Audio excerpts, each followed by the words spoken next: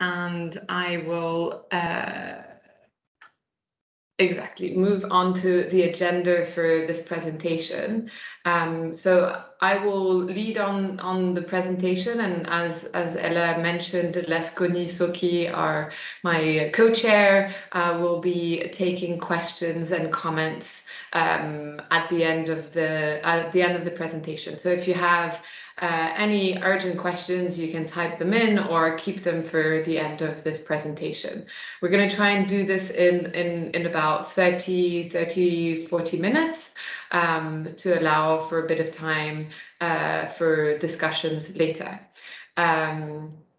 So we're going to do a very quick overview of the context, the different crises, and the ongoing response. I'll also present an overview of our strategic direction for 2021, and then we'll look at a brief overview of the Nyiragongo volcano response in Goma, which I'm assuming many of you have heard from or have been following from close the last couple of weeks. And then I've randomly picked another area. Someone is, can everyone mute their microphone? Otherwise there's a lot of background noise. Thank you very much.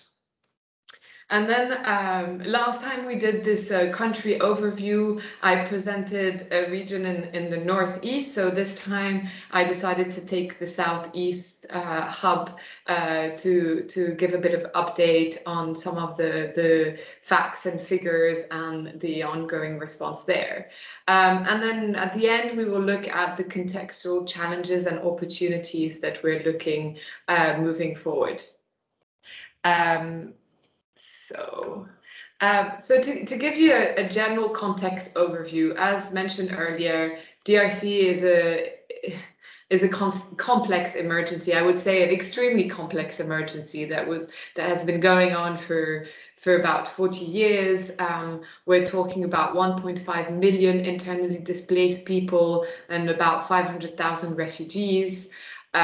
We are looking at 5 major crises in Ituri in the northeast, in North Kivu, South Kivu, with other regions such as the Tanganyika, where we're seeing a bit, still some conflict ongoing, but a bit more discussions around returns and integration. And then obviously we have the Kasai region, which is our fourth hub, where we're also looking at some discussions around transition and durable solutions. So it's a very dynamic context where depending on the region, it's a very different situation in terms of the state of the conflict.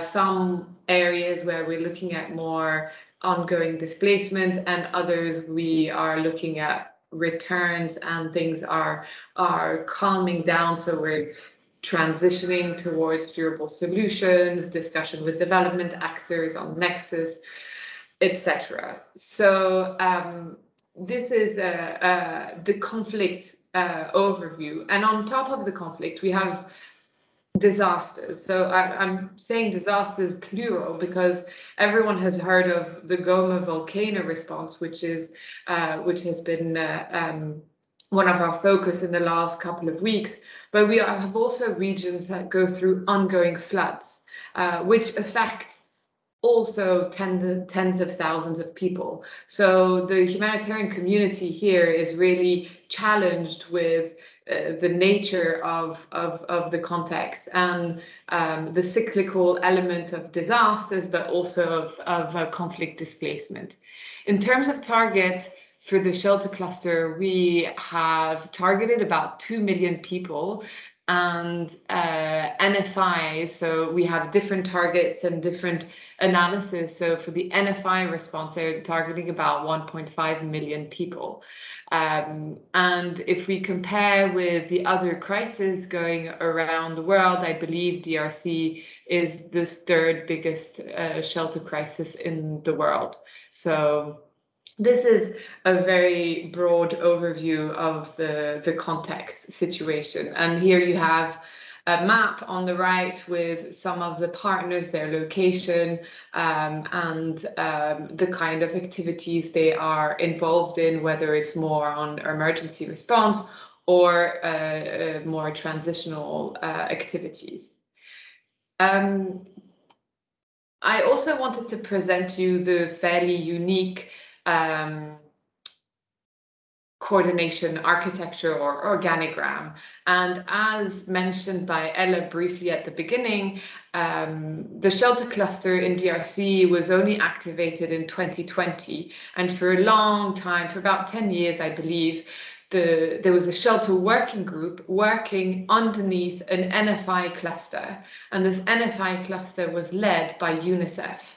And in 2020, the cards shifted, if I can say it this way, and the shelter cluster was formally activated, and the NFIs became a working group underneath or within the shelter cluster. And so today we have 2 UN agencies that are leading this coordination. So UNHCR for shelter and UNICEF for NFIs. And we have acted as a co-chair of the cluster at the national level. So in terms of the response, we are trying to harmonize as much as possible the response and reduce the, I would say, the division there is between shelter and NFI, and we can go in a bit more detail on the type of response. But if I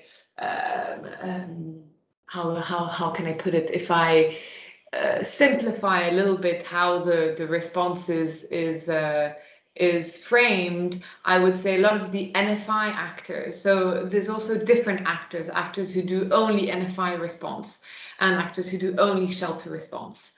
And I would say a lot of the actors who focus on NFI response are those active in the rapid response mechanism, and the shelter actors are those involved more in the transitional and durable solution. Then there are obviously overlaps, and there are some actors who are active in both and actually do what we call integrated response, which is very curious if you think about it in a broader sense. So we're working very closely with UNICEF on trying to break down the structural history of the cluster response and work very closely with NFI actors to make sure that those who are in need of shelter and NFI receive both assistance.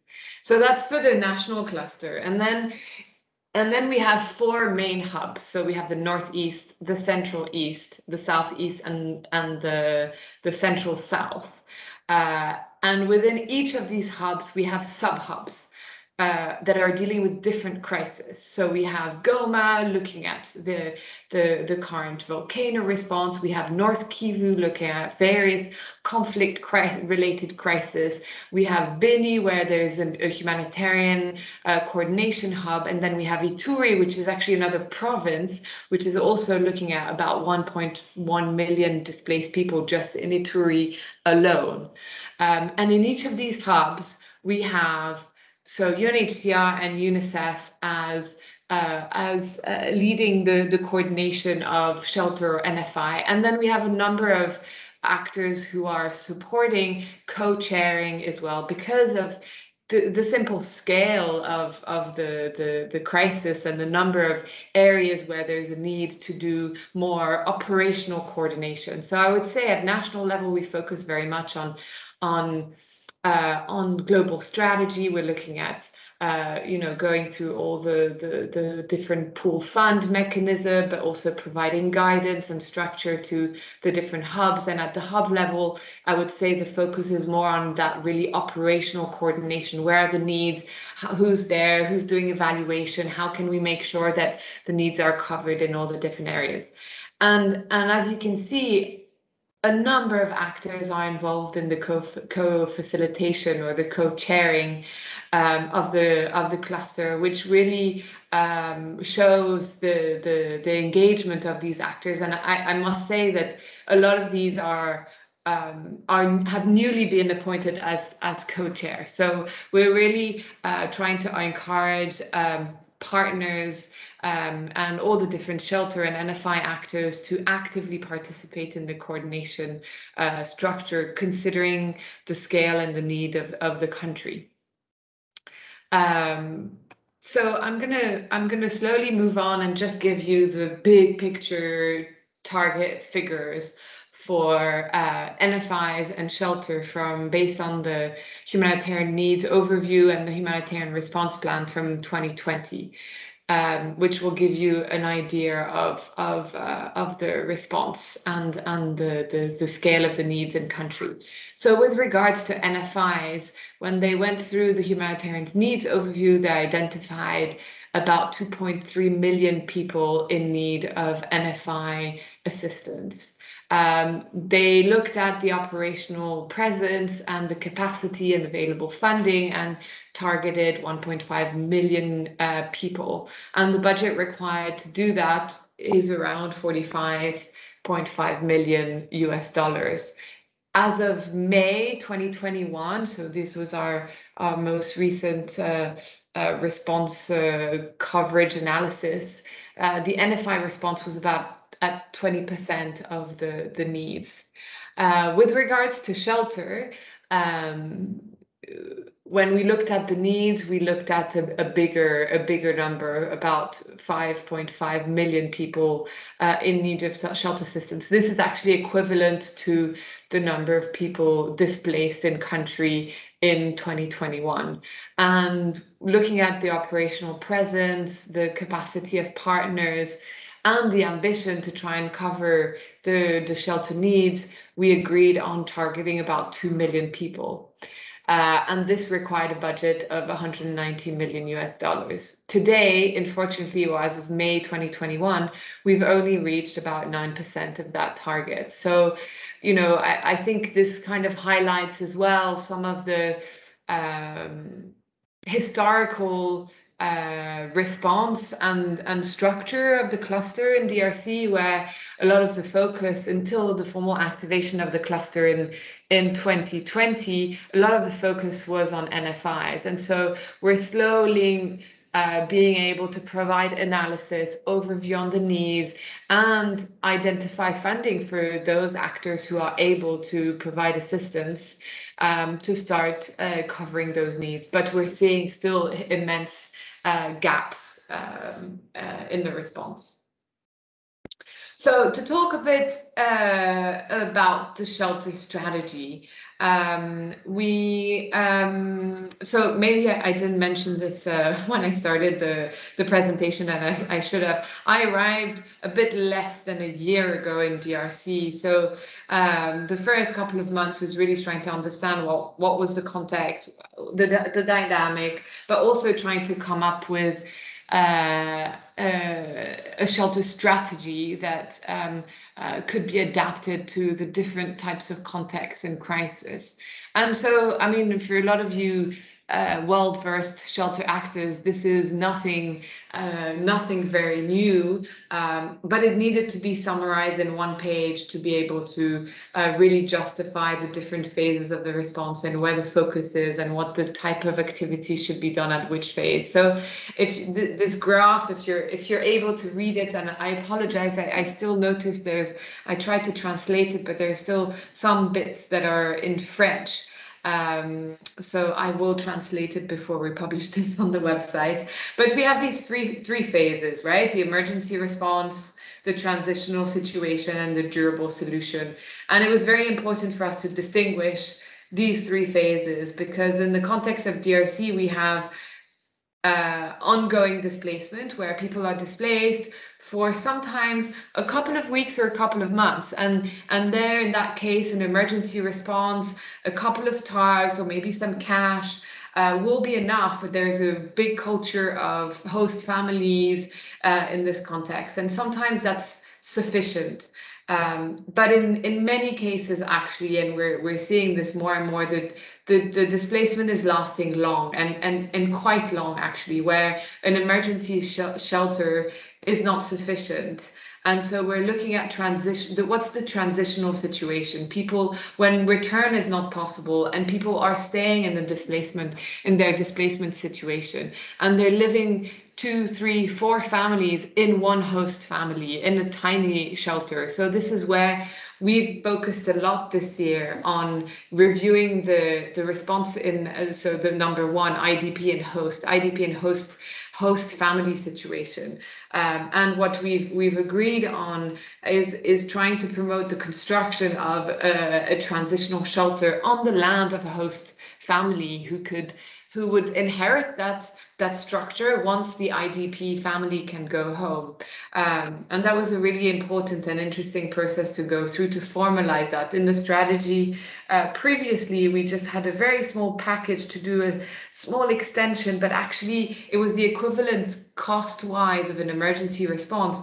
And it was putting people at risk in terms of when families are displaced, they're often fleeing armed groups, and tarps are a sign of the presence of displaced families. So people wanted to blend in the community, especially when they're moving into host families. So building with local construction material was really at the heart of this response. And then in other regions like Tanganyika and the Kasai, we're talking about return, integration, relocalization, so more around the durable solution framework. And there we're looking at, again, focusing on local construction practices, but partnering very closely with other sectors on ensuring that protection is taken into consideration, that other basic needs are covered. In relation to the NFI strategy and response, as I mentioned earlier, a lot of the NFI response is really focused on trying to provide an assistance in the first couple of weeks. It's a real challenge because of and we'll go in through the challenges in a minute, but the speed of the response is really the focus of the NFI strategy.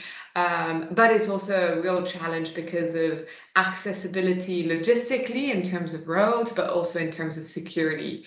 But this is really where the NFI strategy has been focusing on. And they're looking at 3 interventions modalities. So cash, I'm not going to go into the details of that. This is fairly well understood. In kind, again. And maybe something that's quite unique to this context is they organize what they call fairs. So it's like a marketplace where organizations would invite local merchants who would sell NFI items, but because we're talking sometimes about quite remote location, we're basically intervening in the market, creating a fake marketplace and giving the selected beneficiaries some vouchers so that they can go and choose which NFI items they most need. Another big piece of work that's been done this year is making sure that all hygiene kits are always distributed in kind. There are a lot of issues around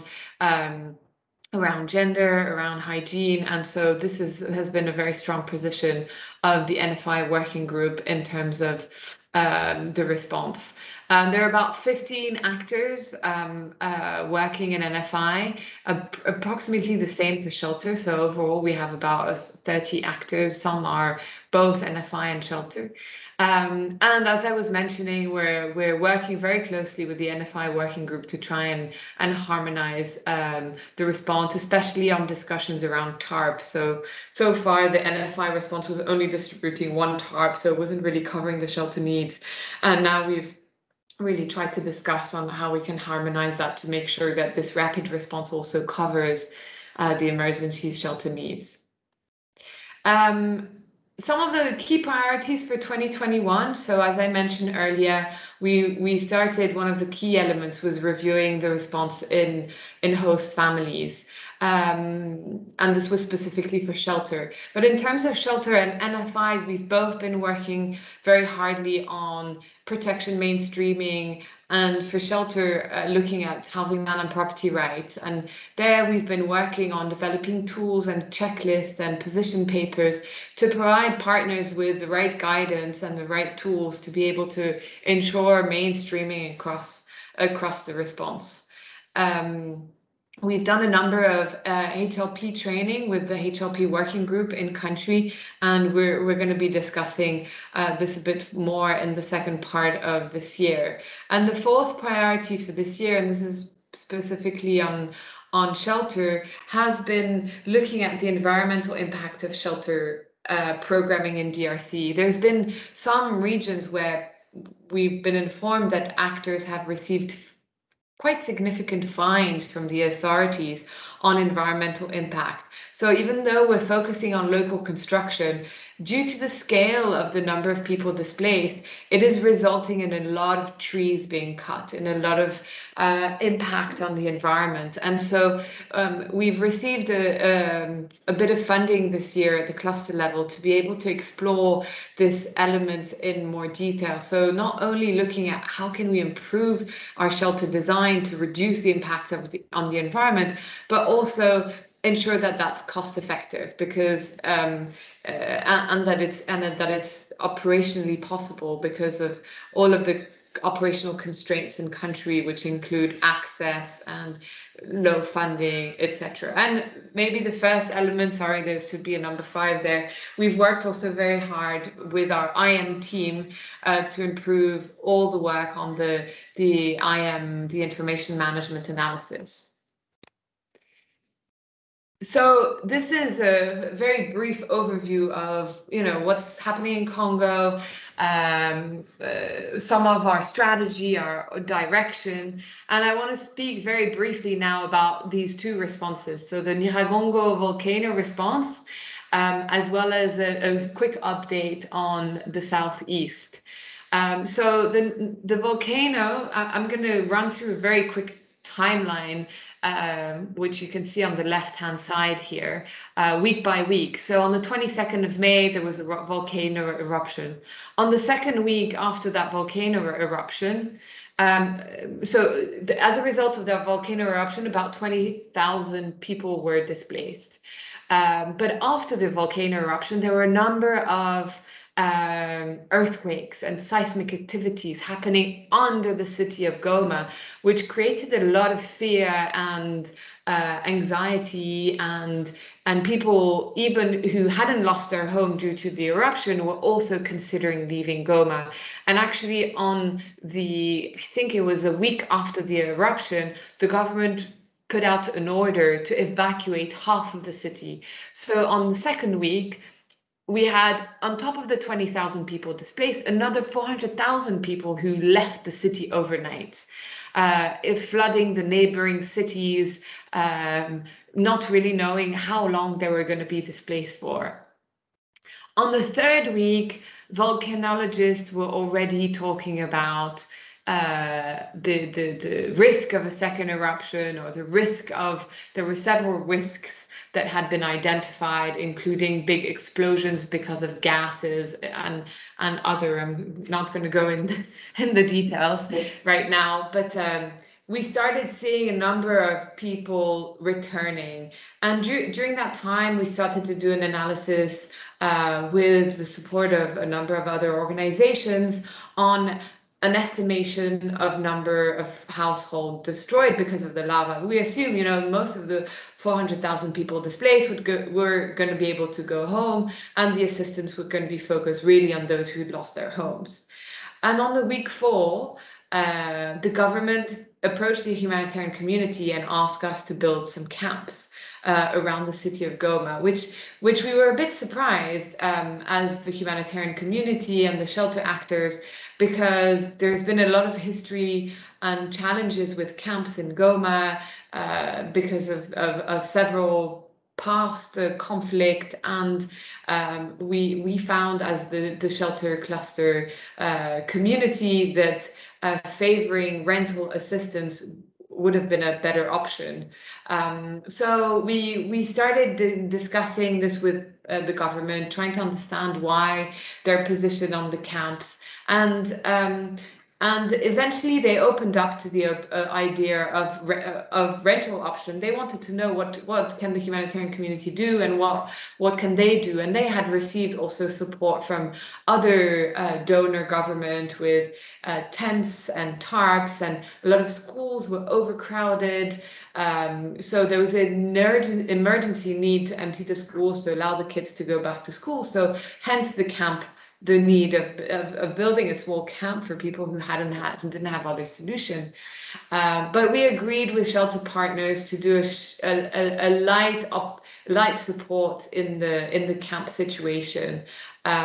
Today, I'm going to go through some of the figures in a bit. Today, we're talking about 4,000 households, and according to our numbers, the funding is available to respond to this. There are still strategic discussion ongoing, and the assistance hasn't been put in place yet. But we're quite confident that the funding is there, that there's been a lot of mobilization from a number of actors on shelter kit side, but also on funding to be able to support both lightly in the camps, but also in the rental market.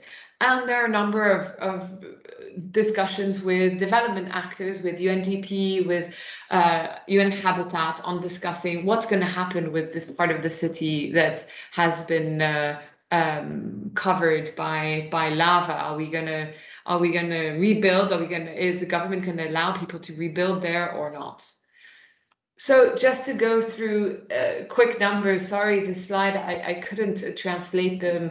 I couldn't translate the numbers, but this is a quick overview of the situation in the displacement area. So this was really like between week 1 and week 3, before the government allowed people to return to Goma. And there was some assistance provided there, mainly on collective centers with just tarps, so that people could build a makeshift shelter or create some. We also built some collective shelters, because schools were completely overcrowded, as well as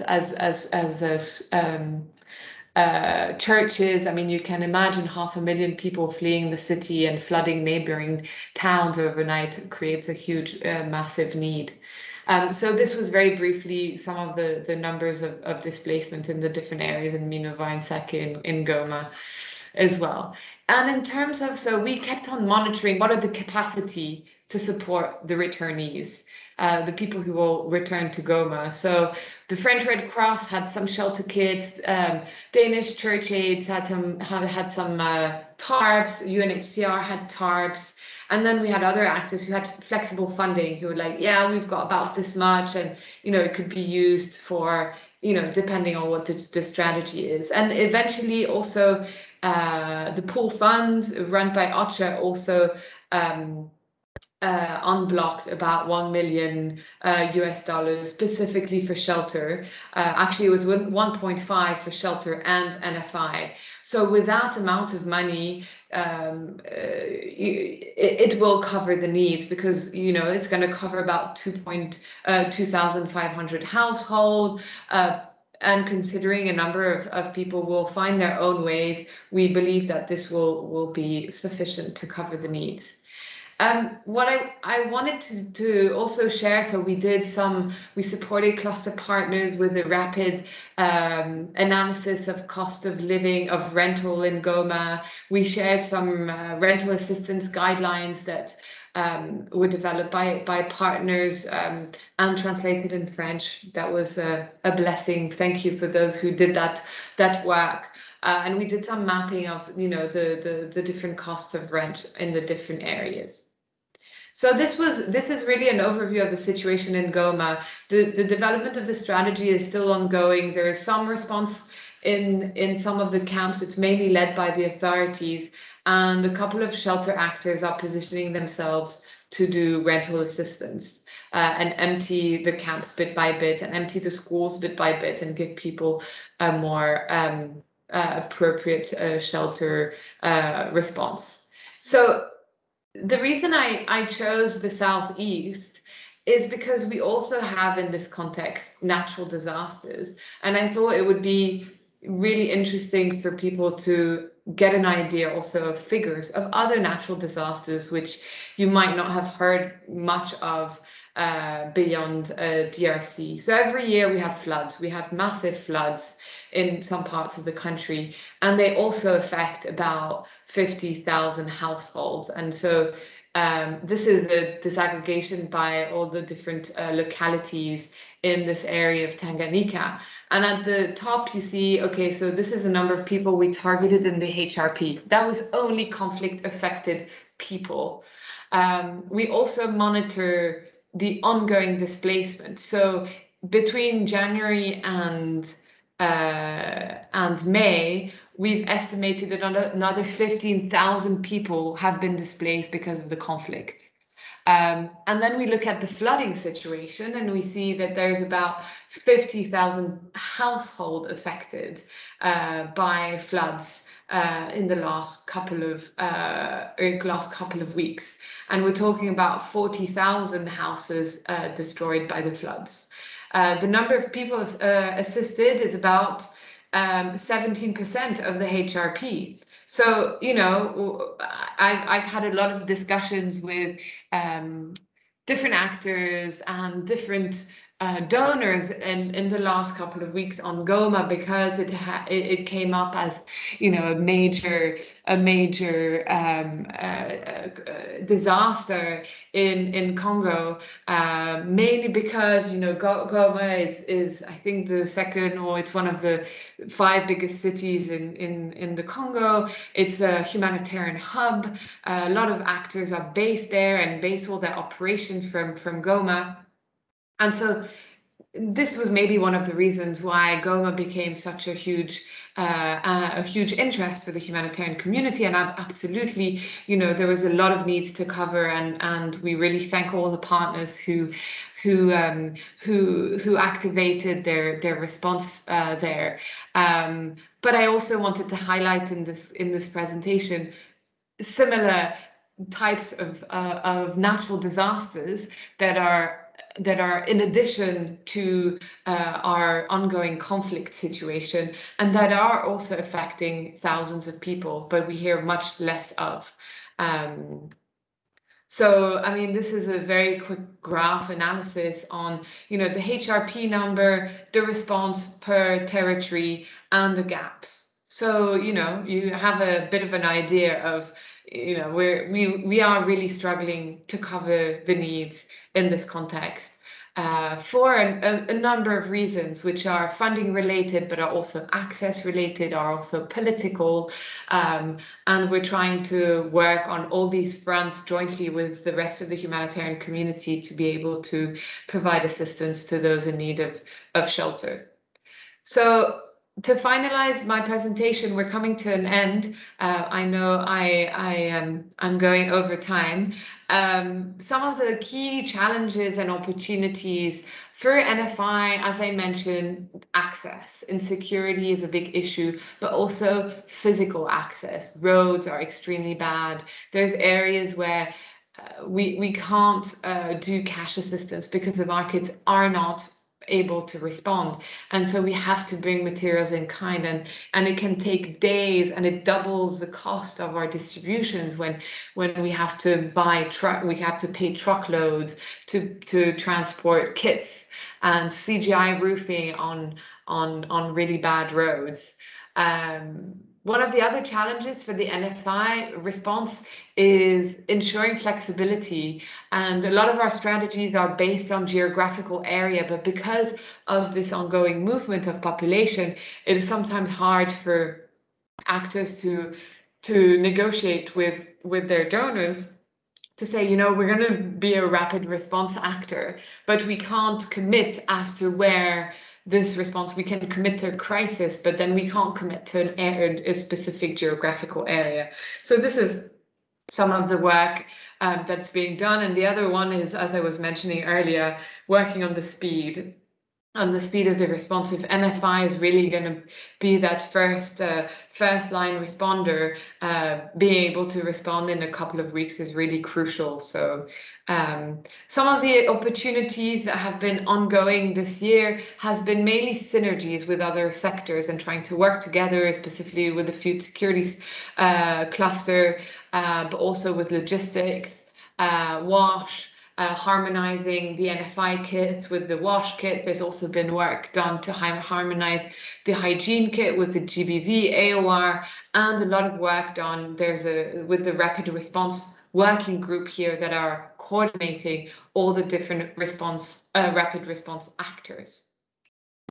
In terms of shelter, one of the challenges is the displacement type and this ongoing displacement, this pendular, cyclical, and also long-lasting displacement, which is making it really difficult for actors to be strategic in their response, to select, are we going to respond in certain areas where we know people are going to be moving, or should we focus on areas where we think people are going to stay longer because the conflict is ongoing in their place of origin? The scale of the needs, the numbers are just immense when you look at the number of people that are displaced in DRC. Access, as I mentioned, is a challenge also for shelter. Funding is a big issue. A lot of the focus has been focused on the response focus has been really on emergency response, and we're trying to encourage actors to look at the transitional phase. We have this assumption that people continue being displaced also because they are looking for assistance. They know if they're newly displaced, they will very likely receive food assistance, NFI assistance, and in their displacement situation, once they stay a number of months, actors don't always have the funding to respond past 7 months. And as you see, this midterm, this transitional response is very underfunded. And so this is something we've been working on to try and build towards this transitional phase, but also durable solution. We're talking about internal displaced people who might not have the need to go back to their place of origin and could integrate. Environmental impact is one of the challenges, as I mentioned also, and sometimes the pressure on the type of construction material to consider on the market. I'm nearly finished, so we're going to pass on to questions very soon. And finally, some of the opportunities. So working on joint advocacy on different protection lens, so on GBV, on HLP, synergies with other sectors, specifically WASH as well, considering environment as an area to develop. And we're seeing a growing membership, a growing interest from shelter actors, but also from the donor community since the activation in 2020. So on that note, I wanted to say thank you for everyone for listening in, and I think we're going to open for questions.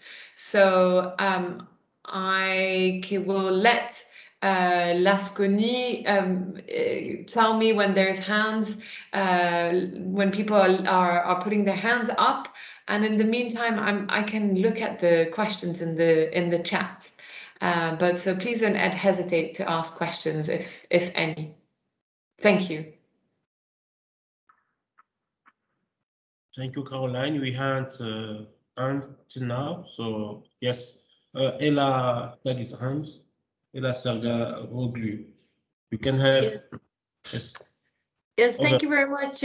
Thank you, Caroline, for this really comprehensive and good presentation. It really gave a good overview of the issues. You mentioned a lot of challenges, and of course, some of them are, we just have to accept them as part of our humanitarian work. But for some of them, I was wondering which issues you would classify as your top advocacy priority, and for which audience, to see if we could in any way help with learnings from other clusters or from the global level. What would be your priority list for that? Thank you. Thanks, Ella. So I think I tried to highlight in my priority a few areas, but one other thing comes to mind as you ask this question, and identifying the gaps in the country. Or when you look at the gaps in the country, you're nearly desperate to think, you know, where do we start? But one of the things I noticed is, okay, DRC has been an ongoing conflict for 40 years, but most of the focus, most of the sectors that have been identified as the key sectors are food and health. So there's been a lot of discussions around Ebola, around the different pandemics going on in DRC. So one of the key things I'm trying to do is make links with these other sectors to take up some of the work that's been done at global level on proving that, you know, if people are better housed, they are less exposed to health risks. And so rather than focusing just on responding to health issues, how can we change the narrative in terms of advocacy and say, well, if we were a bit better at housing people, maybe there would be less problems in the health front. And this goes to some of the pandemics, but also around gender-based violence. I mean, gender-based violence is a huge issue in DRC, but a lot of the focus goes on helping survivors, not avoiding the risks of gender-based violence. So, you know, the country tries to promote people to go and live in host families, but when we're talking about host families, we're talking about one family hosting 4, 5, 6 other families with 5 or 6 children. No wonder this creates health problems down the line. So that's one of my priorities today, is to try and highlight the linkages between the different sectors and trying to change the narrative around, well, actually, if we resolve shelter issues, maybe we will reduce impact in other sectors. And I would love the support of you at global level to be able to work on this. You know, what kind of data could I try to collect to try and work on this new narrative? The second area, which is coming up again and again, is impact on the environment. And as you can see from this shelter, there's a lot of timber used in this structure. And it's not a very efficient way of building, especially if you imagine that we're building this for thousands of families. You can imagine the number of trees required. So it's also looking at what are the local construction practices and how can we readjust them, readapt them to be adapted to the local context. I mean, you know, we've moved away from thatch roofing in some places with CGI, and people prefer that. But why can't we look at the walling system to something that is more cost effective, more durable, and has a lower impact on the environment? And the third element was protection, but I'm not going to go into too much detail. I think I've talked about it quite a bit already. So if that's okay with you, Ella, I will open up for more questions. I can see some questions or some comments in the chat. Thank you. Could you share guidance? What type of technical documents were developed? So in terms of technical documents that were developed, there's a number of things on the Shelter Cluster website on some of the technical guidelines, the SOPs, etc. About NFIs, this is something I must say we're working on, and today the lead of the NFI working group who would have participated if she wasn't on vacation at the moment. I think doesn't show very well that we're working together, but we are. She's just not here at the moment. But there's definitely a number of tools and on post-distribution monitoring and others that have been developed for NFIs, and I really need to try and encourage her and Lasconi. This is something we can discuss together to upload these on the website as well, so that they become available to all. Thank you, Jacqueline, for this question. Are there any other questions, hands up, interest of working on environmental impact or supporting us on protection here?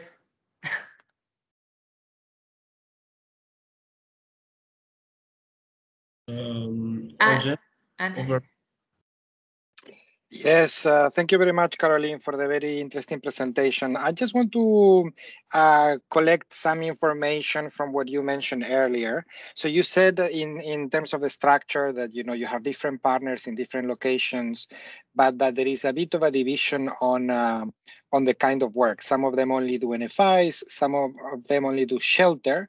So I was wondering if you could just very briefly say what is the actual capacity of partners in general in DRC, and whether they require any kind of capacity building to expand the operational capacity in the country, and if that helps to reach more people and access more funding. I don't know if you had anything to say about this. Thank you. Yes, thank you very much. Indeed, I think different things. I think there are some actors who do shelter and NFI, and I would say that a lot of those actors who do shelter and NFI don't always, they do it in coordination with their shelter package, and so they don't always do it through the rapid response system, and so they don't always have the same NFI package. And so that's a little bit also one of the things we're working on harmonizing the response. There are no shelter actors who so there are shelter actors who do shelter and NFI, but there are NFI actors who don't do shelter, where it's not the case for shelter actors. So, and there's a number of actors who are not the usual shelter actors, I would say, like Solidarité. Some places, some other countries, we see them doing a bit of shelter, but they're not really an active shelter partner in other contexts. But in the context of DRC, they're one of the biggest NFI actors, I would say. And I think the reason for that, there's been an opportunity, a funding opportunity through the rapid response mechanism to do NFI distribution, and distributing NFIs is easier than the process of sheltering. As we know, as shelter actors, having to select the right beneficiaries, looking at cost of construction, what type of construction, where, how, the technical expertise required, but also the whole monitoring process and the impact long term. It's more technical, it's more complex to do shelter. So there are less actors who are positioned doing shelter, and there's definitely a big need on training and improving practice, I would say, mainly because it's a protected crisis. So, partners have been doing things a certain way for many, many years. And so it's difficult to get people to think differently and to get them to realize, well, maybe this approach is not the best approach. Can we rethink it?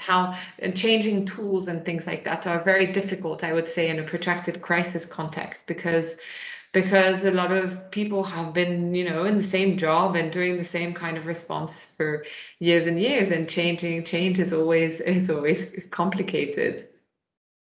So So I don't know if this responded to your question, Angel.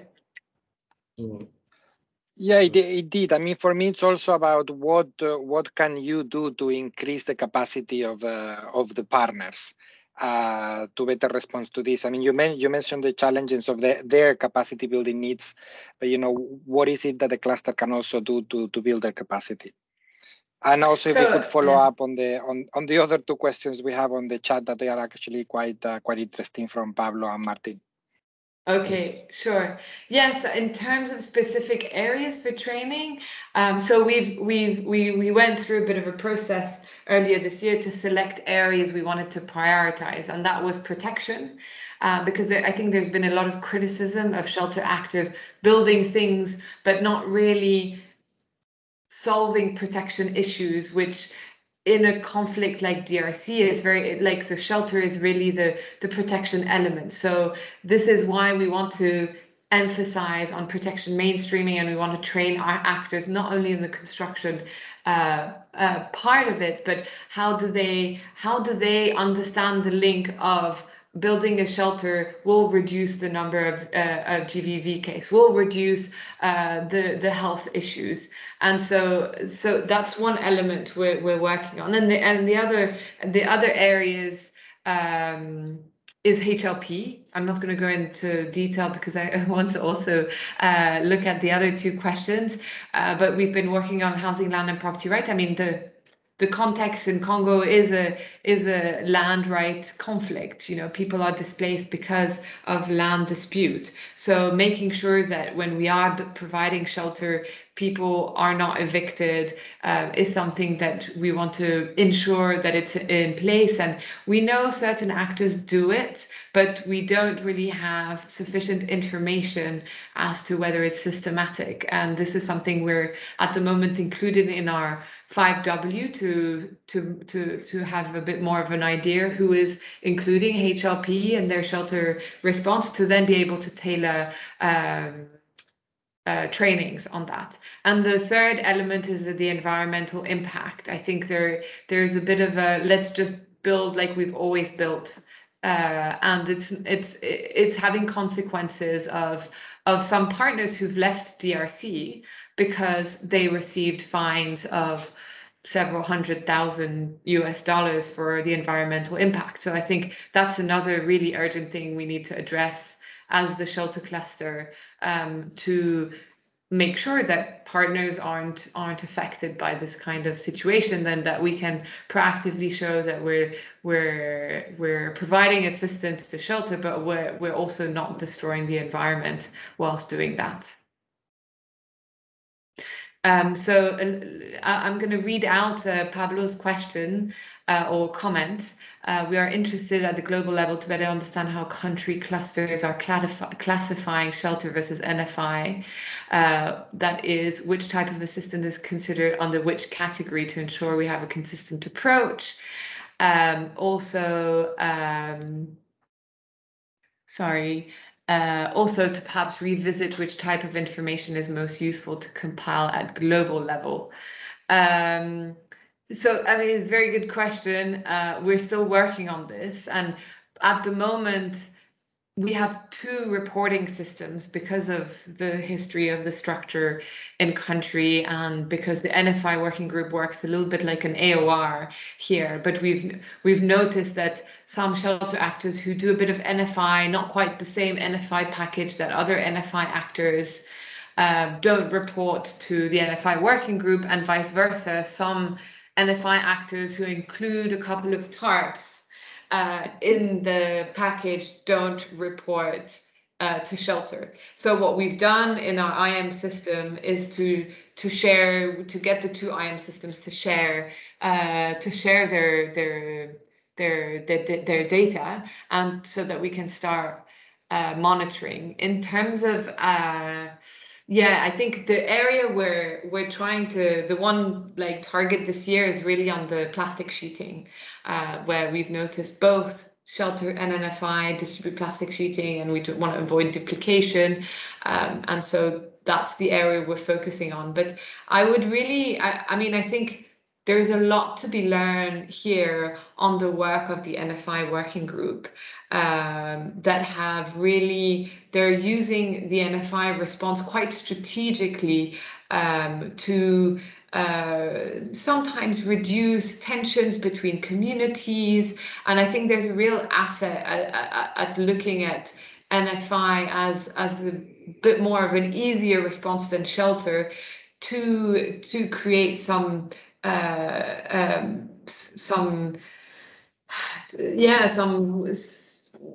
positive impact on communities in displacement situation. So I don't know if it's responded to your comment, Pablo. Yes, very much. Thank you, Caroline. Anyway, we will probably be in touch, because the issue is also how can we separate shelter assistance from NFI assistance? Are these two different categories that different country level clusters are interpreting differently, and therefore when we compile at the global level we don't have a clear image really. So, but something for another conversation. Thank you very much. Okay, thanks. No, I would definitely, yeah, Angel. No, yes, Caroline, just to say that we are already 1 minute over, so maybe if we can answer Martin Debris' last question, and then for Ella to close. Thank you. Yes, of course. Quick question. What is the role of different level government and national and subcluster level? So I would say we have a strong government relation, specifically at the field level and at regional level. At the national level, I would say the relation with the cluster is more through partners and agencies directly. Because of the scale of the country, because of the decentralization structure of the country. So we're working on trying to identify which key government actor would be the natural focal point for the shelter cluster. But to be honest, it's different in different regions. In some, it's the Division of Humanitarian Affairs. In others, it's the Committee for Refugees. So it's difficult to identify the right focal point because at regional level, although we have a good relation with the authority, it's not always the same entity, and there are debates there as to how to coordinate.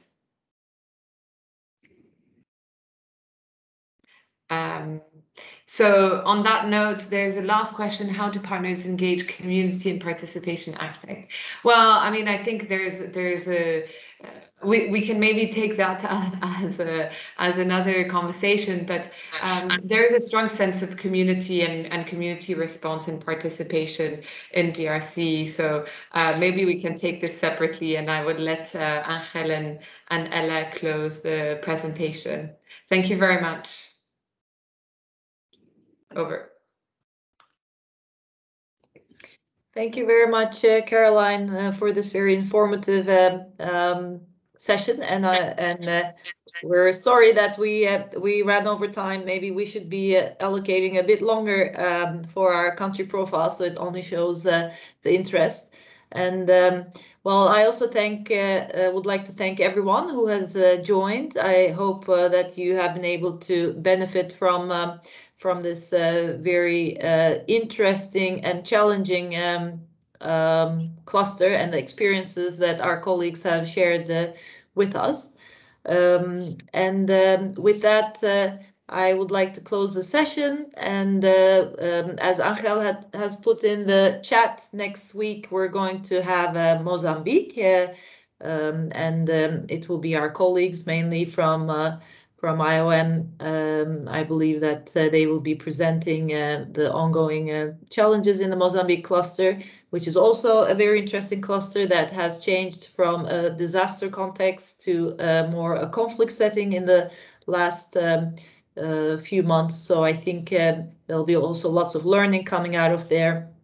And it's also a co-led cluster, so there's a lot for us to learn and benefit from. I'm also very happy to see that some of the things that Caroline has mentioned in this session are very much in line with the direction that we're also taking in the Global Shelter Cluster, environment being one of them, advocacy, the impact, multi-sectoral impact of shelter. So we very much welcome continued engagement from everyone present, but of course mostly our country clusters. So I'm glad that we seem to be on the same line and hope that our global work can benefit the services delivered at the country level, which is of course our ultimate goal.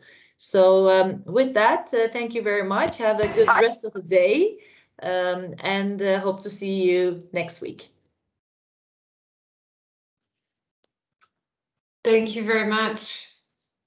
Thank you everyone for your participation. Thanks, colleagues. Well done. Have a great afternoon. Thanks, everyone. Talk soon. Thank you very much. Bye for now. Thank you.